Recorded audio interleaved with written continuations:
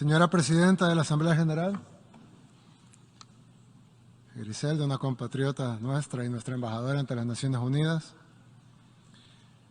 excelentísimos jefes de señores de Estado y de Gobierno, honorables miembros de las diferentes delegaciones, mi esposa Gabriela y mi hija Laila, señoras y señores, y principalmente a los hermanos de todas las naciones del mundo. Les traigo un saludo de la tierra de los volcanes, del surf, del café, del Bitcoin y de la libertad. Casi todo lo anterior es fácilmente verificable. Cualquiera que vaya a El Salvador encontrará las mejores playas para surfear del mundo. Volcanes por todas partes, un café increíble, podrá caminar con paz y tranquilidad por cualquier rincón de nuestro país y especialmente encontrará un pueblo unido luchando por su libertad. Y eso es precisamente lo que vengo a hablar en este podium, en la Asamblea General de las Naciones Unidas, de libertad. La que añora mi pueblo y la que añoran todos los pueblos del mundo. Y es que libertad es una palabra que se dice muy fácil, pero que requiere de lucha, perseverancia y muchos sacrificios para que sea verdadera. La libertad de escoger hacia dónde vamos y cómo lo queremos lograr. La libertad de definir nuestro camino como seres humanos.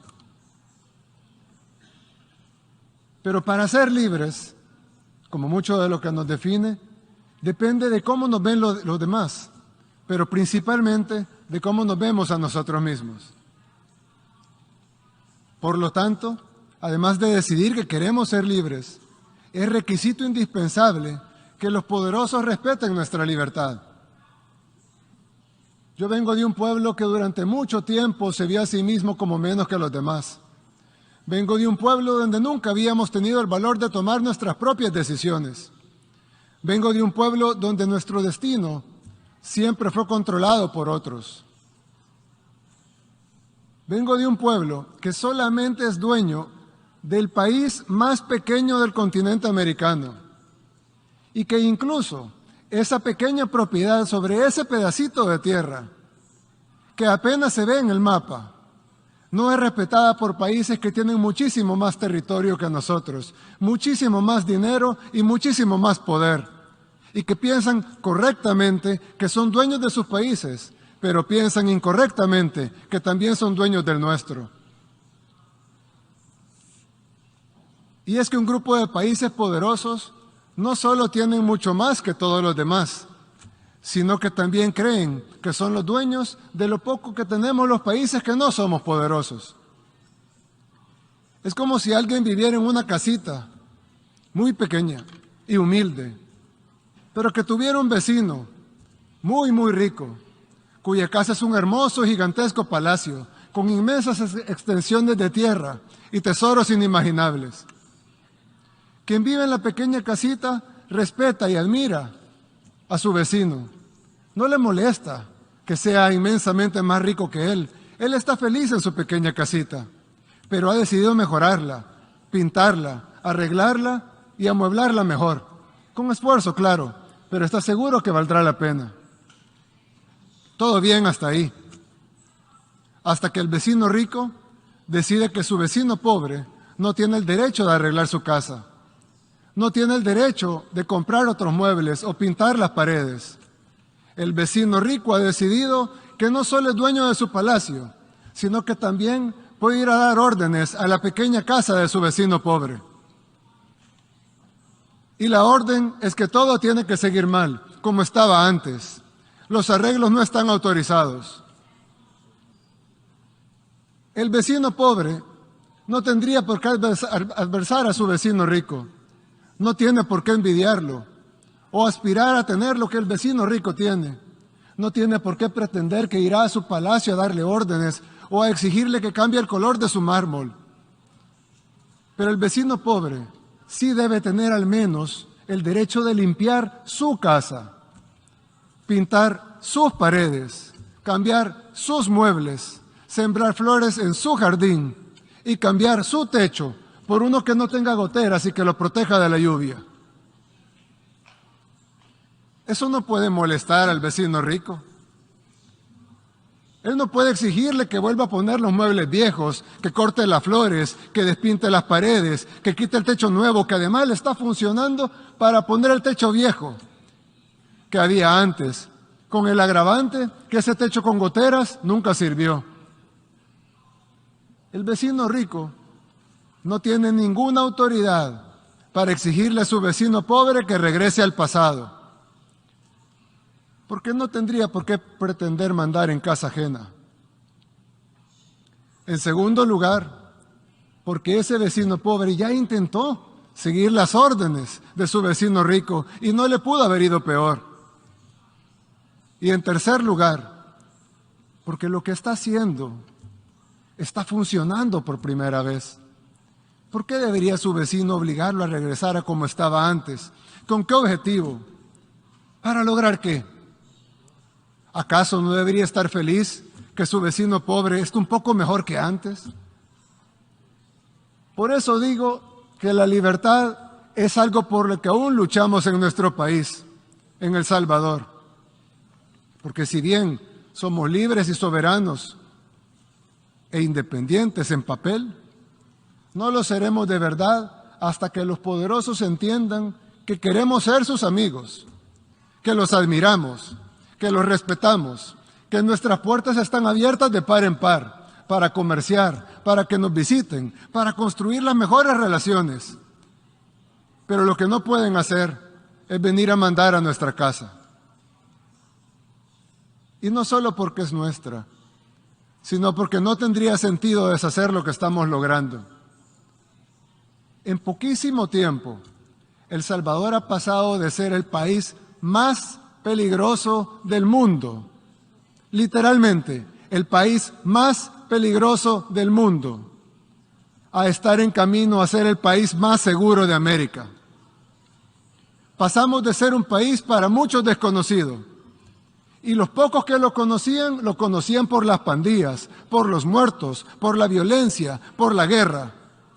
Pasamos de eso a ser un país conocido por las playas, por el surf, por sus volcanes, por su libertad financiera, por su buen gobierno y por haber acabado con el crimen organizado. Y esos logros que apenas empiezan y que se están consiguiendo en poquísimo tiempo, para nosotros son inmensos y tenemos el derecho a continuar en el camino de nuestro desarrollo. Por eso dije al principio que la libertad es algo por lo que aún luchamos, porque todavía necesitamos que se nos reconozca nuestro derecho a ser libres, a ser independientes de verdad. Quise utilizar este podio para decir estas palabras, porque tal vez no solo resonarán en mi país, El Salvador, sino también en otros pueblos del mundo, que como el mío, quieren construir su propio camino, con libertad. Unos podrán hacerlo antes, otros después. Para uno será más fácil, para otros será más difícil. Pero será mucho más rápido si los países poderosos nos ayudan. O al menos, si no nos quieren ayudar, que no estorben. Cada pueblo debería encontrar su propio camino. Y cada pueblo encontrará amigos en la búsqueda de ese camino. A esos países, humildemente les ofrezco la amistad de este pequeño país, el más pequeño del continente americano, el país del surf, de los volcanes y de las pupusas. El país que aún lucha por su libertad, pero que está a punto de conseguirla. Hace 3 años estuve aquí, en este mismo podio en las Naciones Unidas. En ese tiempo les dije que este formato era obsoleto y ahora, 3 años después, nos damos cuenta que lo es aún más. Pero tal vez aún sirva de algo. Tal vez sirve, entre muchas otras cosas, para que este representante de este pequeño país, el más pequeño del continente americano, humildemente les recuerde que estas Naciones Unidas no se crearon para dividir, para destruir o para someter, sino para relacionarnos, para trabajar juntos, para construir una mejor comunidad de países y para buscar soluciones a los problemas del mundo. Pero con el respeto absoluto a la soberanía y a la autodeterminación de cada país, y de la manera que dice la misma Carta de las Naciones Unidas en el primer principio de cómo sería esta organización. La organización está basada en el principio de la igualdad soberana de todos los pueblos. Y como dice uno de los principales propósitos por los cuales se fundaron las Naciones Unidas, fomentar entre las naciones relaciones de amistad basadas en el respeto al principio de la igualdad de derechos y a la libre determinación de los pueblos. Tal vez el cambio del mundo unipolar al mundo multipolar del que tanto se habla sea mejor si en lugar de pasar a ser de una superpotencia a varias superpotencias, pasemos mejor a un mundo en donde cada pueblo es verdaderamente libre de construir su propio camino y donde en esta comunidad de naciones aportemos todos, los grandes y los pequeños, desde nuestras experiencias y nuestras capacidades, a solucionar los problemas de la humanidad. Nadie pudiera estar en contra de eso. Pero al igual que con la libertad, fácil es decirlo, pero difícil es que sea realidad. Vine hasta acá a pararme en este podio en un formato en el que ya no creo, para decir algo que lo más probable es que de todas maneras no cambie la forma de que los países poderosos ven a los demás, pero tal vez sí cambie la forma en que los países en vías de desarrollo nos vemos a nosotros mismos.